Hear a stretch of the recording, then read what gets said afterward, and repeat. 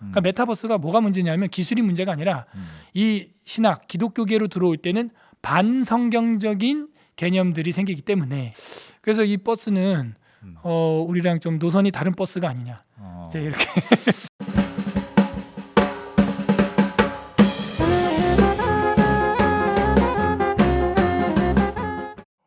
첫 번째 주제 메타버스입니다. 메타버스. 메타버스. 예, 네. 메타버스. 메타버스 이게 무슨 뭐의 약자예요? 메타버스 많은 사람들이 듣고 있는데 정확한 어원을 생각해 보자면 메타가 초월하다 이런 뜻이죠. 초월. 버스는 이제 유니버스의 이제 한 부분을 따서 만든 건데요. 광역버스가 아니군요. 예, 광역버스 아니고요.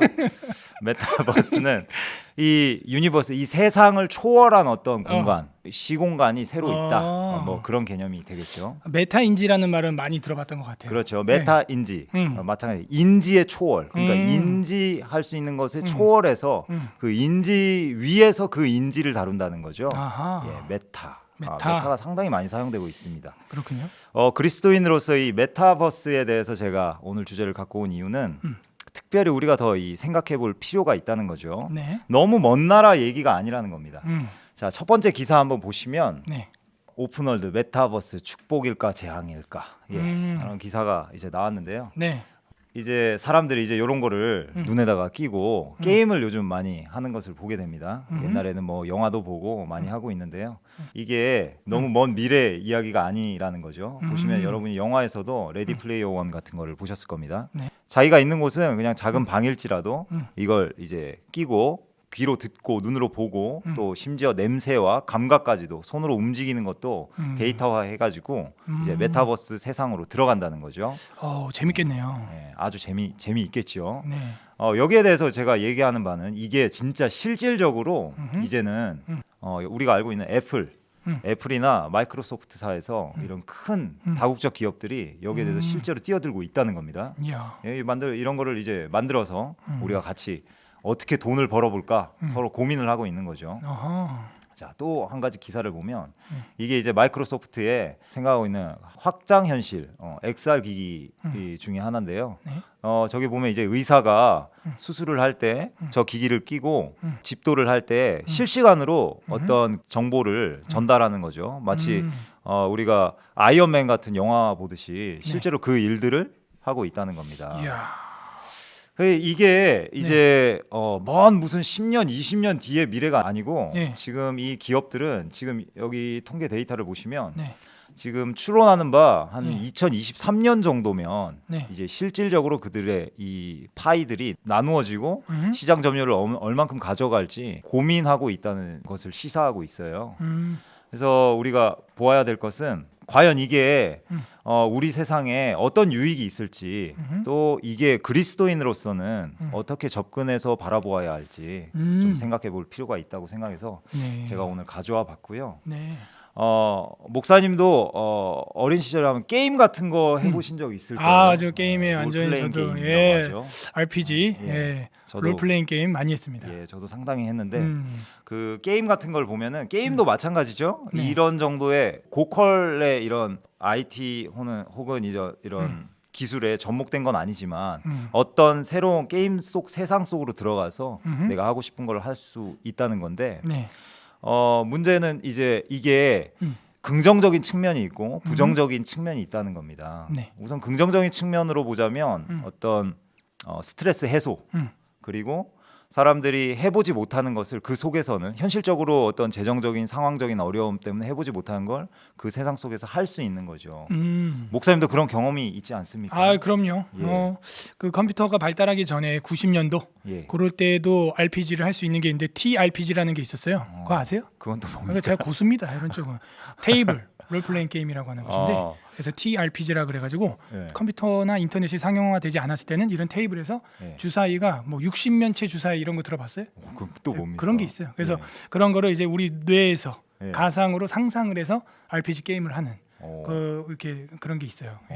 그래서 그런 거 대회도 하고 게임 매거진이라고 하는 유명한 게임 잡지에서 예. 그 대회도 하고 했는데 이제 컴퓨터가 2000년도에 인터넷이라는 게 터지면서 이제 모든 게 이제 비주얼로 보이는 쪽으로 해서 뭐 던전스 앤 드래곤즈 D&D라 그러죠. 와. 이런 것들도 원래 TRPG가 원조입니다. 원조. 아 그래요? 보드 게이머들은 제가 얘기하는 게 뭔지 알 거예요. 근데 이걸 알려면 진짜 벌써 한 90년대에 그런 이야. 쪽을 좀 해봤어야 되고 이게 원작이 다 해외 겁니다. 영어로 된 거를 우리는 막 번역을 해서 게임을 하는 야, 그런 정도 엄청난 열정이었네. 예. 근데 이제 이게 컴퓨터 때문에 TRPG 시대가 가고 그냥 RPG가 되어서 네. 눈으로 바로바로 컴퓨터로 뭐 싸이월드 미니 홈페이지에 나왔던 그런 이모티콘처럼 네네네. 막 우리가 가게에서 가서 뭘 사고 네. 뭐 모자도 사고 네. 그 돈 주고 진짜 사잖아요. 맞습니다. 네, 그런 식이 이제 지금은 어떤 고글을 딱 쓰게 되면은 그야말로 가상 현실처럼 메타버스 시대가 세상이 딱 펼쳐지는 여기까지 오게 된 건 이것도 어쩌면 인류 과학은 하나님의 그 은혜죠. 이것도 일반 계시라고 우리가 네네. 일반 은총이라고 할 수 있는데 국장님이 염려하는 대로 이게 장점도 있고 단점도 있을 것이다. 네네. 그렇게 지금 염려를 하면서도 어떻게 유용하게 사용할까 네. 또 우리가 기대도 되는 그런 분야네요. 그렇죠. 일단은 많은 학부모님들이 생각하듯이 이 게임이랑 가장 이 접목점이 많습니다. 메타버스 하면은. 그래서 이 게임에 보면은 보시면 네. 이 GTA라는 게임을 네.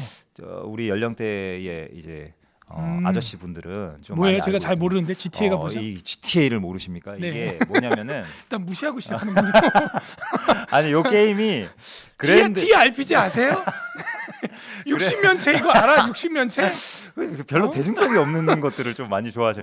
아무튼 이 게임이 뭐냐면 그 가상 속에 들어가서 범죄를 저지르는 겁니다. 마피아 집단으로 들어가고 어이쿠야. 또 옆에 있는 물건을 막 마음껏 훔치고 또 자동차도 훔치고 음. 자기 마음대로 막 다닐 수 있는 어이구. 그런 게임인데 이게 지금 이게 그 엄청난, 현장? 예, 엄청난 인기입니다. 전 세계적으로. 그래서 이 엄청난 인기를 끌었던 그 이유 중에 하나는 바로 자유도입니다. 자유도. 들어가서 내가 할 수 있는 거 마음껏 내가 막 이거 지금 차 훔쳐가지고 예, 막 마음대로 차도 이 현실에 있는 차를 이 게임사에서 다 거기다가 어이구, 넣어놨어요. 이거 19금인데요? 예. 그래서 그 이런 기사를 퍼왔어요, 국장님. 잘 이제 예. 필터링을 해가지고 예. 이 게임이 예. 사람들이 들어가서 자기 마음대로 훔치고 막 야. 결국에는 어떻게 하냐면 막 총도 막 뺏어가지고 막 해봤나요? 총질도 하고 조금 해봤어요. 조금 해봤어요. 그 GTA가 지금 5가 이게 벌써 한 6, 7년 전에 나왔어요. 진짜요? 아마 지금 더 많이 나왔을 거예요. 저는 GTA 2를 많이 했습니다. 충격인데요. 친구랑 같이. 근데 그때는 청불은 아니었고요. 아무튼 네. 그 게임이 있는데 네. 들어가서 어떻게 하냐면 총을 이제 막 뺏고 어. 총을 막 지나가는 사람도 막 쏘고 어이쿠야. 그러면은 경찰이 옵니다. 경찰이 오면은 어. 그 경찰들을 피해서 막 도망가다가 경찰한테도 막 총을 함부로 쏘고 막 이런 일들을 계속하면 이제 군대가 와요. 헐. 군대가 오고 탱크가 오고 막 어이구. 그런 걸로 막 싸우고 막 탱크도 훔치고 막 그런데 그런 자유도가 실행이 다 가능합니다. 그러니까 뭘 하든지 그 안에서 다 되는 거예요. 그 세계가 지도가 전체 지도가 얼마나 될까요? 세상이? 어마어마하게 커요. 넓어요? 예, 어마어마. 거의 뭐 서울시 도시 하나 정도? 뭐 모든 시설이 다 있네요. 그죠? 그 안에 다 들어 있어요. 음. 그러니까 이게 새로운 GTA 시리즈가 나올 때마다 더 업그레이드돼서 더 많은 것들이 나오죠. 근데 보시면 이 기사에서 보면은 이 학부모들이 이 게임을 싫어한다는 기사가 많이 나와요. 왜냐하면 이 게임을 하는 미국의 청소년들이 총기 사고의 이 어떤 원인을 제공하게 돼요. 전 이게 광고인 줄 알았거든요. 구글 예. 광고가 아니군요, 지금 이게. 예, 현장 총을 지금? 예, 그 게임 속에서 이 게임을 하는 겁니다. 일단 이 게임이 출시될 때는 많은 사람들이 이제 이 세상에 할 수 없는 스트레스 해소, 이 속에서 뭔가를 할 수 있다는 그런 즐거움, 그리고 어떤 해소적인 역할을 생각했는데 막상 이 게임이 많이 선풍적인 인기를 끌고 많은 사람들이 하다 보니까 학생들 그리고 청소년들에게는 그게 익숙해지다 보니까 진짜 사회 세상에서 이거 범죄 모의 가상 훈련 아니에요? 예, 그렇게 된 겁니다. 그 실제 총기 사건이 있었어요. 그래서 엄청 이슈화가 됐죠. 그래서 우리가 이 게임이랑 유사하게 이제 메타버스로 가면 어떻게 되냐면 지금 이게 게임상의 그림으로 보이잖아요. 네. 근데 이제 메타버스로 가면 어떻게 되냐? 이 고글을 끼면 점점점 이 그래픽이 더 발달해 가는 겁니다. 아하. 그래서 이게 픽셀이 점점 이제 업그레이드 되면 마치 여러분이 지금 저희를 이 유튜브 상에 보는 것처럼 지금 이 모습으로 고글 상의 자유도로 보이는 거예요. 거의 이제 실사판이 된다. 그죠? 실사판이 되는 거죠. 그러면은 이제 여기서 우리가 좀 생각해 볼 문제가 윤리성입니다. 윤리성. 아하. 과연 이 게임을 우리가 이 메타버스로 음. 들어가서 그리스도인으로서 과연 어느 정도 음. 제한, 어느 정도 분별을 할 수 있을 것인가. 거기에 대해서 좀 의문이 제기되더라고요. 그러네요. 네. 일단 좀 좋은 점이 저는 순간 생각나서 이런 거는 생각 못했는데 일단 뭐 먼 거리에 있는 우리 성도들, 해외에 있는 선교사님들 그렇죠. 이런 분들과는 고글 한번 쓰면은 바로 티테이블을 가운데 두고 그죠. 마주하면서 차 한잔하는 그건 완전 맞습니다. 예. 그런 장점도 있겠다. 예. 그리고 현지인들 또 원주민들을 교육하는데 네. 선교학적으로 또 학습시키는데 참 그런 교육학적인 면에는 좋겠다라는 그런 장점도 있고 장점 사례는 기사된 건 없어요? 장점 사례 아주 많은데 네. 제가 장점 사례를 스크랩을 안 했네요. 그러고 보니. 보통 학교에서 좀 많이 쓰지 않을까요? 그렇습니다. 지금 같은 교육적인 측면에서 지금 지금 언택트 많이 시대인데 사용되고 있고요. 어, 그런 면에서는 일반 은총으로서 하나님이 주신 좋은 과학 기술이라고 저는 생각을 해요, 사실은. 목사님도 그러면 예. 목회 현장에서 우리 교회 안에서 이 메타버스가 더 발달하고 이 사용료가 떨어진다면 활용할 의사가 있으십니까? 있죠. 지금 우리 성도들도 지금 원근 각처에서 지금 뭐 네. 경상도에서 오시는 분도 있어요. 서울 은평구까지. 옛날엔 제주도에서도 한 분이 등록을 했어요. 비행기 타면 1시간이면 온다 그래서. 네. 이제 그런 분들은 평일날 또 보기는 쉽지 않죠. 예. 그러니까 그런 비행기를 분- 타고. 그렇죠. 있었잖아요. 예. 그래서 평일에는 교제하거나 교육을 하거나 할 때 저는 메타버스 그 이제 손쉽게 접근이 가능하다면 네. 우리가 지금 이렇게 유튜브로 혹은 줌으로 하는 것처럼 손쉽게 접근이 가능하다면 할 마음도 있어요. 교육학적으로는. 예, 그건 뭐 마다할 이유가 없는 거예요. 우리가 지금 카메라, 컴퓨터, 생방송, 뭐 유튜브 뭐 다 쓰잖아요. 그렇죠. 그죠? 그러나 이제 신학적인 부분에서 양보하지 못할 부분의 이슈가 걸린다면 그거는 제가 과감하게 차단을 할 겁니다. 마치 우리가 지금 이렇게 유튜브로 많은 사람과 소통하듯이 이것도 어떤 지금 청중의 입장에서는 이 세상으로 지금 메타버스와 같은 세상으로 들어와서 우리가 그죠. 교류를 하는 거죠. 단면이긴 하지만 예, 우리가 지금 실제로 만나진 않지만 예. 그런 면에서 우리가 이 메타버스 활용할 방안이 굉장히 많이 있을 것 같아요. 네. 그래서 제가 이제 이 메타버스에 대해서 생각을 하면서 네. 이제 온라인 예배와의 네. 그런 교류점을 제가 생각한 적이 있어요. 네. 작년이었죠. 코로나가 이제 터지면서 네. 온라인 예배에 대한 이슈가 많이 나왔습니다. 네. 그래서 그때 이제 친구들이랑 온라인 예배에 대해서 토론을 하다가 제가 이런 얘기를 하게 됐어요. 그럼 나중에는 메타버스 예배가 나올 수도 있다. 그러니까 친구들의 반응이 야 그건 좀 무슨 말이냐 그런 반응이 많이 나왔어요. 근데 우리가 생각해 볼 것이 불과 그러면 10년 전, 15년 전에 제가 아마 제 친구들에게 온라인 예배에 대해서 온라인 예배가 나중에 올 수도 있다라고 얘기했다면 네. 친구들의 반응이 참 놀랐을 것 같아요. 근데 이미 우리에게 왔죠. 네. 예. 아주 익숙한 세상으로 그 온라인 예배에 대해서. 음흠. 그래서 제가 기사를 보다가 아주 신기한 기사. 음. 온라인 예배가 진짜 있을까? 음흠. 이게 뭐냐면 네. 세인트 픽셀라는 네. 이 처치가 어디에 만들어졌냐면 온라인상에 온라인상에 만들어졌어요. 저 화면이 이제 예. 메타버스 화면이죠. 그러니까 메타버스 지금은 아주 퀄리티가 낮죠. 이 속에 이제 사람들이 들어가서 각자 자기 아바타로 들어가서 예배를 드리는데 이거를 시작했다는 거예요.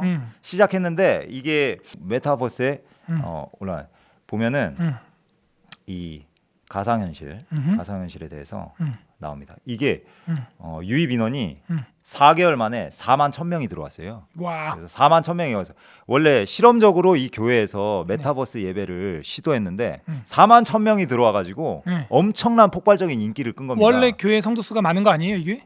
원래 그것은 제가 찾지 못했는데 네. 이제 원래 시작부터 여기는 여기 상에서 교회를 한번 만들어 보자라는 주제로 이제 개척 교회군요. 예, 어떤 실험적으로 우리로 보면은 개척 교회라고 할 수도 있겠죠. 그렇게 시작했는데 4만 1,000명이나 엄청난 인원이 계속 몰려드는 거예요. 야. 그래서 반응이 너무 좋고 사람들이 호응이 너무 좋고 이 교회를 만든 분도 실제 목사님인지는 모르겠으나 예. 그렇게 세례를 주고 있죠. 아하. 그래서 실제로 메타버스 예배를 이렇게 드리고 있는 곳이 있습니다. 그래요. 목사님 어떻게 생각하십니까?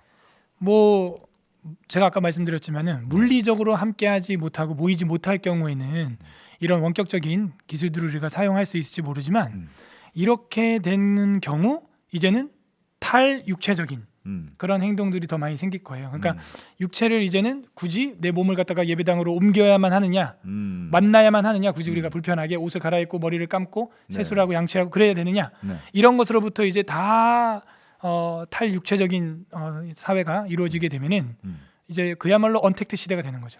그러면 이제 교회 당도 이제 필요가 없게 되고 뭐 모든 뭐 구역 예배로부터 해서 소그룹 모임이나 그야말로 더 나아가서는 탈사회화가 일어날 수도 있는 거예요. 전부 그냥 카메라 앞에서 집에서만 뭐 음식도 뭐 우리도 아까 다 배달시켜 먹었지만 다 배달해서 먹고 그냥 화장실만 하나 있으면은 뭐 교회고 뭐고 모든 뭐 사무 공간이고 다 그냥 이걸로 끝낼 수 있는 그런 시대가 되면서 인간성은 더 좀 사라져가지 않을까. 또 신학적인 부분들도 분명히 문제가 많이 생길 겁니다.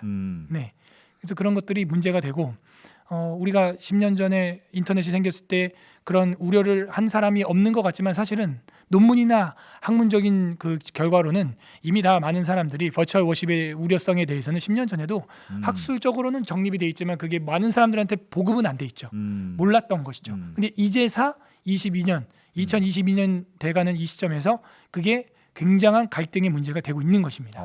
이것도 분명히 나중에 무궁무진하게 활용이 가능하지만 문제가 되는 시점이 올 것이다. 그렇게 예측을 합니다. 마치 한 10년 15년 전에 야 그런 게 말이 돼 그런 건 없을 거야 라고 했던 사람이 지금 요즘 시대에 온라인 예배 야 당연한 거 아니야? 라고 여기듯이 야 메타버스 그건 너무 미래 아니야? 하던 사람들이 나중에 시간이 너무나 그게 익숙한 어떤 상황적 환경이 마련되면 메타버스 예배 야, 그거 아니면 안 되지 라고 반응이 일어날 수도 있는 거네요. 그럼요. 그러면 우리가 여기서 좀 짚고 넘어가야 할 게 목사님께서도 이제 우리가 목회 현장에서 이 메타버스를 많이 활용할 수 있는데 예배만큼은 메타버스 안 되는 겁니까? 예배 메타버스 방금도 우리가 운을 띄었지만은 우리가 인터넷 예배도 사실은 이게 어렵다고 이야기를 하고 있잖아요. 인터넷 예배도 왜 안 되느냐 이야기를 우리가 해보면은 성경이 먼저 우리한테 그 문제를 제시하고 있다는 거예요. 성경에 보게 되면은 사도행전의 2장 46절에 날마다 마음을 같이하여 성전에 모이기를 힘써라 이렇게 돼 있거든요. 그러니까 이거는 뭐 제가 무슨 뭐 어떤 과학자가 뭐 이런 게 있으니까 이렇게 하면 되겠지 그런 부분이 아니라 성경이 일단은 날마다 성전에 모이기를 힘써라 있어요. 힘써라. 그러니까 힘 별로 안 들이죠. 이렇게 메타버스로 고글 한번 끼는 거는 뭐 세수 안 하고 이빨 안 닦고 양복 안 입어도. 그러니까 성경은 근데 힘 쓰라고 되어 있는 거예요. 힘 든 거예요. 힘이 안 들 수가 없어요. 그래서 힘을 써야 되고 그리고 집에서 교회에서 떡을 떼고 기쁨과 순전한 마음으로 함께 음식을 먹었다. 먹었다는 것은 실제 나누어 먹었다는 얘기거든요. 그래서 성찬의 의미도 한 떡에 참여함이잖아요.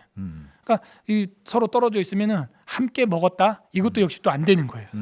성경적으로 히브리서에도 10장 25절에 보면 모이기를 패하는 어떤 사람들의 습관과 같이 하지 말고 오직 권하여 그날이 가까움을 볼수록 더욱 그리하자. 그러니까 종말론적으로 종말로 더욱 다가갈수록 더 열심히 모여라. 더욱 그리하자. 여기에도 역시 안 맞는 부분이 있죠. 그러니까 메타버스가 뭐가 문제냐면 기술이 문제가 아니라 이 신학 기독교계로 들어올 때는 반성경적인 개념들이 생기기 때문에 이게 문제라면 문제가 될 수 있어요. 성찬 같은 경우도 예수님이 누가복음 22장 19절에 떡을 떼어서 감사기도 하시고 떼어주신 다음에 내가 이거 내 몸이다 하고 주시면서 올 때까지 기념하라 그랬어요.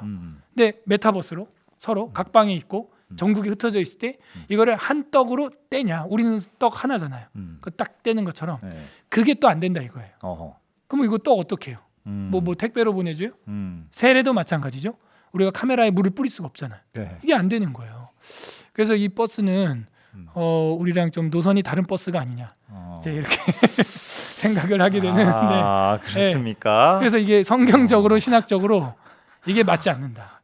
왜냐하면 고린도후서에도 보면은 식후에 잔을 가지셨던 주님처럼 사도들도 그렇게 했고 주님이 오실 때까지 이거를 기념해라. 이게 문제가 될 수 있어요. 그래서 우리 아이들한테 이 메타버스가 상식화되고 이걸 교회로 전환했을 경우, 특히 예배, 공예배 전환했을 경우 이거는 심각한 탈교회주의 넘어서 교회 해체론까지 충분히 간다. 그리고 영혼과 영혼이 통할 수 없는 이거는 메타버스가 아니라 진짜 벽이 될 수가 있는 거예요. 오히려 우리는 이게 막 더 가까이 오고 막 이런 느낌이지만 실제로 마음과 마음이 통하고 상담을 해주고 이런 부분에서는 더 벽이 될 수도 있지 않냐. 그리고 이게 문제가 되는 거예요. 그렇게. 더 나아가서는 제가 한마디 더 하면 이 육체, 탈육체성이 나오기 때문에 이거는 자칫하면 적그리스도의 개념까지도 도달한다. 요한일서에 보게 되면 이게 있어요. 예수 그리스도께서 육체로 오심을 부정하는 자는 뭐다? 적그리스도다. 국장님 정신 차려봐요. 네. 예수님이 육체로 오심을 부인하는 자들은 누구다? 적그리스도다. 적그리스도다. 예. 그래서 예수님이 육체로 오심을 부인하면 안 돼요. 요한 2서 1장 7절에도 나와 있어요. 그러니까 우리 인간은 정신만 있는 게 인간이 아니라 몸과 영혼이 같이 있는 게 인간이거든. 근데 이 메타버스는 정신만, 멘탈만 있는 거예요. 이게 영지주의 이단입니다. 굉장히 위험한 거예요. 이렇게 우리 같이 이렇게 있어야 돼요. 그죠. 이게 사람이고 하나님이 그렇게 영적 존재로 만들었고 예수님이 두세 사람이 모인 곳에 내가 너희와 함께 한다 이랬죠. 이 모든 기독교 교리가 다 깨지는 게 메타버스 예배가 될 수 있어요. 굉장히 조심해야 돼요. 뭐 임시적으로 뭐 몸이 아프거나 뭐 오지에 있는 선교사님, 뭐 산후조리에 있는 우리 성도들 뭐 쓸 수 있다고 전 생각하는데 이것이 토착화되고 정형화되고 정식화됐을 때는 이건 완전 교회 해체론으로 갈 수 있다. 굉장히 우려합니다. 그렇다면 이건 어떻습니까? 제가 목사님 설명하시는 걸 좀 들으면서 만약에 이 기술이 고도로 발전해서 실제 우리의 오감을 통해서 다 경험하게 할 수 있는 상황이 되었다. 예를 들면 메타버스 들어갔어요. 물을 뿌리는데 뭐 우리 그 무슨 4X 뭐 그런 4G, 영화 4G 뭐 5G 4D 그 영화관처럼 실제 물이 나오잖아요. 냄새가 나고. 만약 목사님 여기서 메타버스 딱 들어가서 물을 딱 뿌리면 진짜 물이 저도 이제 메타버스 들어간 세례 물이 딱 나와요. 그리고 실제 나의 오감에 그런 것들이 경험돼. 이제 목사님 이렇게 딱 만지면 내가 만지는 촉감이 느껴지게. 실제로 그렇게 경험이 된다. 감각적으로 느껴질 수 있다. 이게 충족되더라도 이 예배는 성경이 말하는 예배라는 이질감이 있다는 겁니까? 그죠. 왜냐하면 뭐가 빠졌어요? 물리적이고 육체적인 것을 넘어서 거기에는 실제가 또 빠졌다는 그 물이 제가 만약 침을 뱉었다 해도 진짜 DNA가 제 침인 침이 가는 건 또 아니란 말이야. 만져도 진짜 내가 만진 건 아니잖아. 이것들이.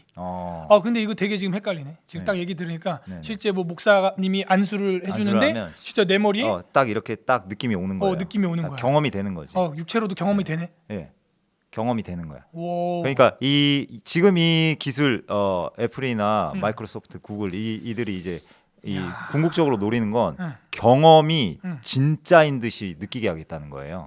경험, 감각이. 우리의 감각이 이 메타버스 속으로 들어가면 진짜 현실의 느낌과 감각이 오게 한다는 겁니다. 그게 목표예요. 지금 이렇게 어설픈 저 기사의 모습을 더 구체화 더 업그레이드해서 실제 내 눈으로 보는 것 같고 실제 내 맛으로 느끼고 감촉이 느껴지듯이 하겠다는 겁니다. 그렇게 돼도 만약에 제가 이렇게 목사님 설명을 들으면서 느끼는 바는 그렇게 내가 느껴지고 경험되더라도 실제로 내가 그 현장에 예배 현장에 있지 않으면 실제가 아니니까 그건. 그죠? 예. 가상이죠. 예. 그야말로. 아무리 진짜처럼 느껴져도 그건 처럼이지 진짜가 아니죠. 그럼요. 예. 창세기에도 보면 하나님이 육체를 흙으로 만든 다음 그 코에 생기를 넣었거든요. 그래서 육체를 부정하는 자들은 어쨌든 이거는 적그리스도의 사상으로 간다는 요한 2서의 사도 요한의 말씀을 우리는 무겁게 받아야 되고 이것들을 우리는 교회를 지켜나가기 위해서 모이기에 힘써야 됩니다. 이 인류 과학이 우리한테 일반 은총으로서 유익한 면이 분명히 있습니다. 하지만 이것을 마치 요리사가 칼을 쓸 때 요리에 쓰냐 살인 도구에 쓰냐 이거의 차이예요. 근데 우리 아이들한테 이게 너무 쉽게 인지가 돼 있으면은 너무 쉽게 탈교회주의가 일어날 수 있다는 거죠. 예, 이거 잘 사용해야 돼요. 그러니까 저는 이래요. 교육하는 데 쓰는 건 좋다. 그러나 영적인 예배를 하는 데 있어서는 이것은 인터넷 예배가 안 되듯이 어렵듯이 이 메타버스 예배도 어렵다. 이거는 신학적으로 성경적으로 지지를 받을 수 없다. 이거죠. 아주 명쾌한 설명 감사드립니다. 네.